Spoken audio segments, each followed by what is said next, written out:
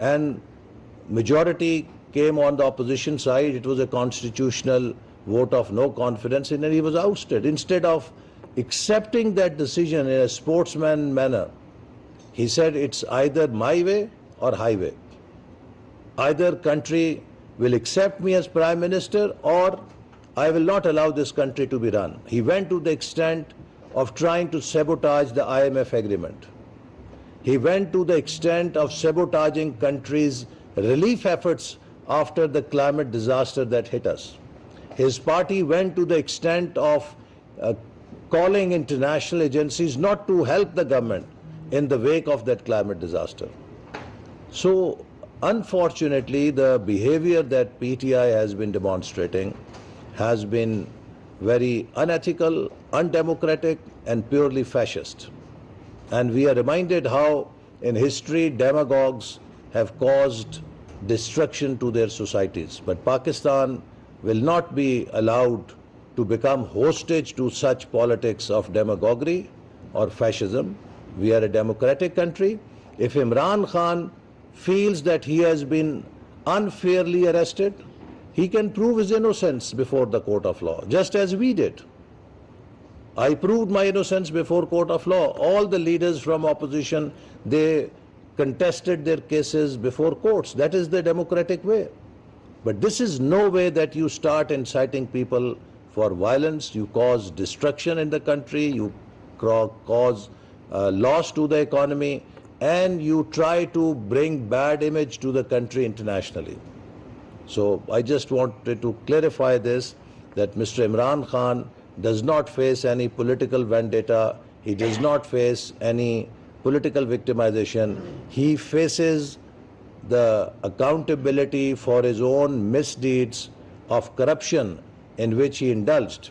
And we are witness, because in cabinet secretary testified that this agreement which they presented to UK authorities to transfer the money instead of Government of Pakistan account to Supreme Court account to settle private persons' fine, this agreement was never shown to the cabinet meeting. Cabinet secretary said the meeting had concluded and Mr. Imran Khan just shared an sealed envelope that this is an important agreement and cabinet should approve it.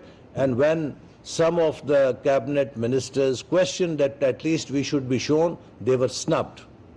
So this is how, in a very opaque manner, in a very non-transparent manner, he carried out this fraud, embezzlement, graft, and now he's not willing to be accountable, held accountable, something which he has been demanding for everyone in this country. But it seems that Mr. Khan believes in accountability of 220 million Pakistanis, but not for himself, not for his party. This is not democracy, this is not rule of law, this is fascism. Thank you. Sir, is your government is considering PTI following yesterday's arsenal tax, number one? Number two, is your government going to take any action against Mr. Malik Riaz, who is the main beneficiary of this case, and he is said to be close friend of PTI leadership? First of all, the security agencies will present their report, and whatever they recommend, government will act accordingly. But let me say that we cannot have double standards in this country. That for some people, you hold them accountable even if they burn a police post. And for others, even they do much more daring acts, and the state shuts its eyes. This will create implications. This will have implications for Pakistan. So there will be one law. Anyone who takes law into their hand, anyone who acts in a manner which is anti-state. The actions that PTI followers were committing yesterday were not against the government. They were against the people of Pakistan, and they were against the state of Pakistan, because they targeted important state institutions. They targeted important state infrastructure. They targeted schools. This is not acceptable at all.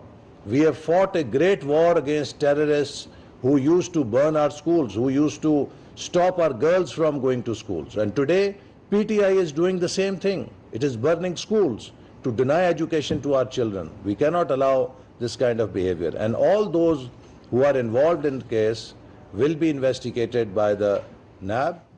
You can ask this. So that's the Federal Minister of Pakistan who's called the behavior of PTI supporters in the wake of Imran Khan's arrest the worst form of demagoguery. He has said this is fascism. You cannot act like this when a legal case is going on against Imran Khan.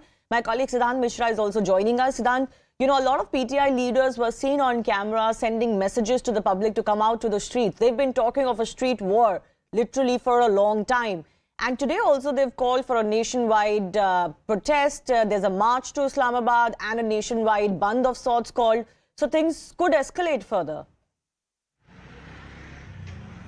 Well, absolutely. And, you know, one thing which the government of Pakistan has realized is that the main power, the main, you could say, tool of Imran Khan is media.